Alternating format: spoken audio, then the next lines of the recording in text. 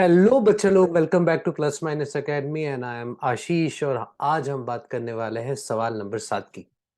तो इस सवाल नंबर 7 जो है वो मैंने उठाया है परमुटेशन एंड कॉम्बिनेशन से।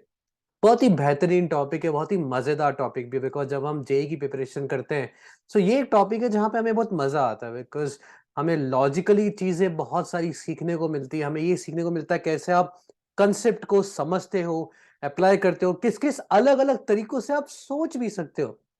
ये सोच ही है जो हमें जेई में बहुत मदद करती है, सिर्फ पीएनसी में नहीं, बहुत सारे अलग अलग टॉपिक्स में भी। Because JEE is also all about कि आप किस तरह से क्वेश्चन को सोच सकते हो, किस तरह से गिवन इक्वेशन को, गिवन एक्सप्रेशन को आप तोड़ मरोड़ के देख सकते हो। तो पीएनसी आपकी बुनियाद, आपका बेस बहुत स्ट्रॉन्ग करता है, and one of those areas जो आपकी रैंक भी डिफाइन करता है ना। बिकॉज यहां से 4 नंबर निकालना बहुत ही इजी है, अगर आपने चैप्टर को अपनी स्ट्रेंथ बना के रखा है तो। अगर आपने वीकनेस बना के रखा है तो कहीं ना कहीं आपकी सिचुएशन डामाडोल होगी। तो मेरी तुम लोगों से यही एक गुजारिश है, थोड़ा सा मेहनत करो इस चैप्टर के ऊपर और मेक श्योर ये चैप्टर तुम्हारा एक स्ट्रॉन्ग चैप्टर में हो जाए। बिकॉज पीएनसी प्रोबेबिलिटी, दो ऐसे फंडू टॉपिक्स है ना, जहां से दो क्वेश्चन मतलब 8 नंबर तुम्हारे हाथ में हमेशा आ सकते हैं, अगर थोड़ी सी सिस्टमेटिकली मेहनत की जाए तो। So on that particular note मैं एक क्वेश्चन लेके आया हूं आज पीएनसी का तुम सबके लिए, जो हमारा सवाल नंबर 7 भी है। तो अब देखते हैं सवाल नंबर 7 में हम किस कंसेप्ट की बात करेंगे, कंसेप्ट को कैसे सीखेंगे। इस पर्टिकुलर क्वेश्चन में ना एकदम जेई एडवांस वाला क्वेश्चन है, बिकॉज इस क्वेश्चन के अंदर बहुत सारे कंसेप्ट लगेंगे, सिर्फ एक कंसेप्ट से अपना आंसर नहीं निकल पाएगा ना। जैसे अपने जे एडवांस में भी अगर तुमने देखे हो तो बहुत बार ऐसे क्वेश्चंस आते हैं जहां पे आपको एक से ज्यादा कंसेप्ट लगाने पड़ते हैं और लॉजिकली सोचना पड़ता है। ऐसा नहीं कि एक बार देखा और बस आंसर आ जाएगा। So without wasting any more time, right, let us try to understand this particular example. So question क्या कह रहा है, देखो क्वेश्चन कह रहा है कि टू एंड डिफरेंट ऑब्जेक्ट्स है, उनको अरेंज किया है अराउंड अ सर्कल।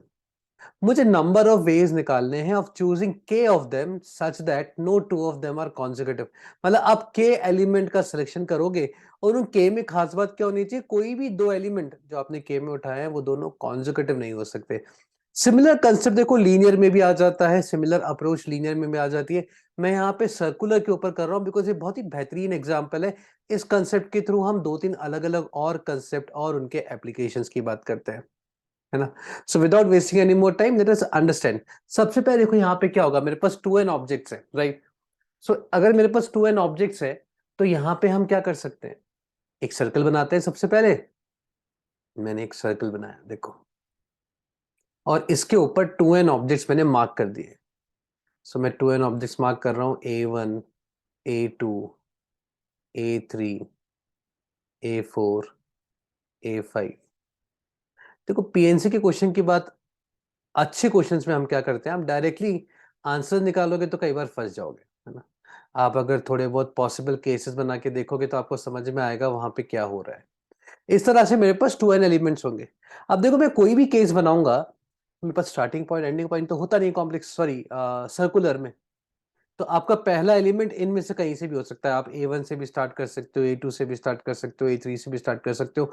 तो मैं कहाँ से स्टार्ट करूंगा, उसके लिए मेरे को चूज करना पड़ेगा सबसे पहले। हर एक चीज का केस अपन निकालते जाएंगे और आंसर की फॉर्म में लिखते जाएंगे। तो सबसे पहले मुझे क्या करना पड़ेगा, 2 and C1। मुझे स्टार्ट कहाँ से करना है, जो मैं के एलिमेंट्स उठाऊंगा तो मेरा पहला वाला एलिमेंट कौन सा होगा ना। 2 and C1 में मान लो पहला वाला एलिमेंट आपने लिया कि पहला वाला एलिमेंट आपका A2 होने वाला है। 2 and C1 से आपने सिलेक्शन कर लिया। अब A2 होने वाला है, तो अब सोच के देखो A1 और A3 तो काउंट हो ही नहीं सकते, है ना, बिकॉज ये तो कॉन्जिक्यूटिव हो जाएंगे। तो A1 भी गया, A3 भी गया। अब क्या होगा, अब यहां से आप के एलिमेंट्स का सिलेक्शन करोगे। मान लो आपने जो भी के एलिमेंट्स का सिलेक्शन किया है ना, आपने मान लो एक तो आप ले चुके हो, दूसरा आपने ये ले लिया, तीसरा आपने ये ले लिया, चौथा आपने ये ले लिया, एंड सो ऑन। इस तरह से आपने के एलिमेंट्स लिए होंगे। जो के एलिमेंट्स आपने सेलेक्ट किए होंगे, अब तो K-1 के होंगे ना, बिकॉज एक तो आप ले चुके हो। ये जो के एलिमेंट्स है इनके बीच में जो गैप होंगे ना, इनके बीच में कम से कम एक नंबर तो होगा ही होगा, देखो है ना? तो लेट्स से मैं यहाँ पे बोल देता हूँ कि ये जो पहला वाला और दूसरे वाले के बीच में होगा, इसको मैं A1 बोल देता हूँ या B1 बोल देता हूँ। इस गैप को B2 बोल देता हूँ। ऐसे मेरे पास कितने गैप होंगे, के गैप आएंगे। सो अब समझ के देखो तुम्हारे पास क्या बनेगा, B1 plus B2 plus B3 ऐसे k गैप्स होंगे, और इन गैप्स में कुछ ना कुछ एलिमेंट्स होंगे। अब मेरे पास एलिमेंट्स कितने बचेंगे, देखो मेरे पास कितने एलिमेंट थे इन टोटल, 2n थे, उनमें से एक तो मैंने पहले ही फिक्स कर दिया, तो एक कम हो चुका है ना। फिर उसके आजू बाजू वाले भी कभी नहीं होंगे, A1 A3, वो दो भी मेरे कम हो गए, है ना, क्योंकि B1 B2 B3 B4 इनमें ये दो भी कम हो गए, ठीक है। अब ये जो B2 है, B3 है, B4 है, B1 देखो, B1 जीरो हो सकता है, समझ के देखो, B1 जीरो हो सकता है, क्यों? बिकॉज B1 में A3 आपने पहले ही काउंट कर रखा है।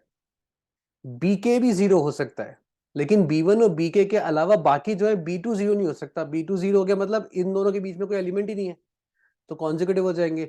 इसका मतलब B1 B2 से लेके BK-1 ये सब जीरो नहीं हो सकते, इनके पास कम से कम एक एलिमेंट तो होगा ही होगा। तो इनको एक एक एलिमेंट में और दे देता हूँ।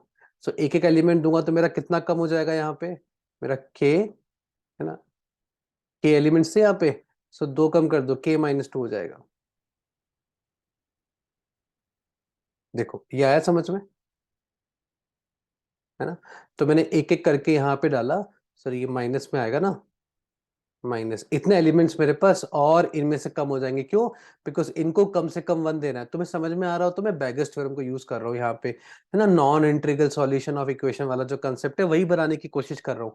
तो B1 B के तो larger than equal to zero था, लेकिन यहाँ पे कम से कम एक होगा ही होगा, कम से कम एक होगा, तो मेरे यहाँ से K-2 कम हो जाएंगे। आ गया। अब इन चीजों को इतने एलिमेंट्स में डिस्ट्रीब्यूट करना है मुझे, आया समझ में। तो यहां से आप डिस्ट्रीब्यूट करोगे तो आपके number of ways of distribution कितने हो जाएंगे, 2n-1 माइनस के Ck-1, है ना, n+r-1 Cr-1 जो हम फॉर्मूला बोलते हैं। तो मेरे पास यहाँ पे क्या आ गया कि अगर मैंने एक एलिमेंट फिक्स किया तो बाकी सारे एलिमेंट को सेलेक्ट करने के वेज मेरे पास कितने हो जाएंगे, 2n-1 माइनस के Ck-1, राइट। सॉरी ये प्लस आएगा ना। अब इसमें एक और बात है कि आपने जब 2n-C1 पिक किया तो आपने A2 पिक किया, है ना। फिर आपने ये जो अरेंजमेंट किया इसमें आपने A5 A1 ये आ गया होगा, मान लो एक पॉसिबल केस। अब 2n-C1 में ऐसा भी हो सकता है ना कि A2 की जगह A5 आ जाए, बिल्कुल हो सकता है। अब अगर A5 आ जाएगा तो क्या होगा, यही वाला केस, ये सारे पॉसिबिलिटी यहां से आ सकते हैं, तो ये एक ही केस मेरा बार बार काउंट हो रहा होगा, है ना। अब ये एक ही केस मेरा दोबारा काउंट हो जाएगा। अब जितनी बार काउंट होगा उतनी बार के लिए मुझे यहाँ पे इसको नलीफाई करना पड़ेगा। कितनी बार काउंट हो जाएगा ये, देखो एक ही केस, के सर्कल्स होंगे ना मेरे पास, तो के टाइम्स मेरा एक ही सॉल्यूशन रिपीट हो रहा होगा, so I have to divide this by K. तो मेरा आंसर क्या हो जाएगा यहाँ पे, 2n-C1 2n-1 माइनस प्लस के Ck-1। एक बार इसको प्लस को चेक कर लेते हैं ना, मेरे को डाउट हो रहा है मैंने कुछ गड़बड़ तो नहीं कर दी ना यहाँ पे। ये अच्छा, ये माइनस नहीं है ना, ये तो ये पूरा ब्रैकेट था, राइट। दिस इज माइनस के, माय बैड गाइस। कोई नहीं यार, छोटी मोटी गलतियां होती रहती है, बट कंसेप्ट समझ में आया ना। देखो यहाँ पे वो मेरे को माइनस लगा था, ये सिर्फ एक ही माइनस है, तो ये माइनस ही आएगा यहाँ पे। तो ये मेरे पास मेरा फाइनल आंसर आ गया। This would be my final answer अगर मुझे 2n चीजों में से k चीजों का सिलेक्शन करना है और इनमें से कोई भी दो कॉन्जिक्यूटिव नहीं होनी चाहिए। सो आई होप तुम्हें एक कंसेप्ट समझ में आया होगा।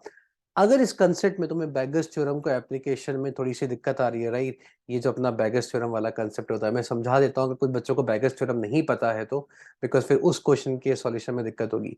बैगर्स थ्योरम क्या बोलता है कि अगर x1 plus x2 plus x3 and so on xn में अगर इक्वल टू k है, इसके नॉन नेगेटिव इंटीग्रल सॉल्यूशन अगर आपको निकालने हैं,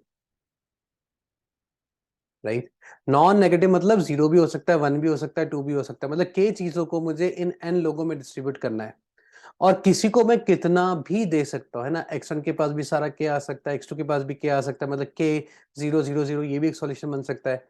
तो अगर इसके आप नॉन नेगेटिव इंटीग्रल सॉल्यूशंस निकालते हैं तो आपका आंसर कितना आता है, k+n-1 Cn-1।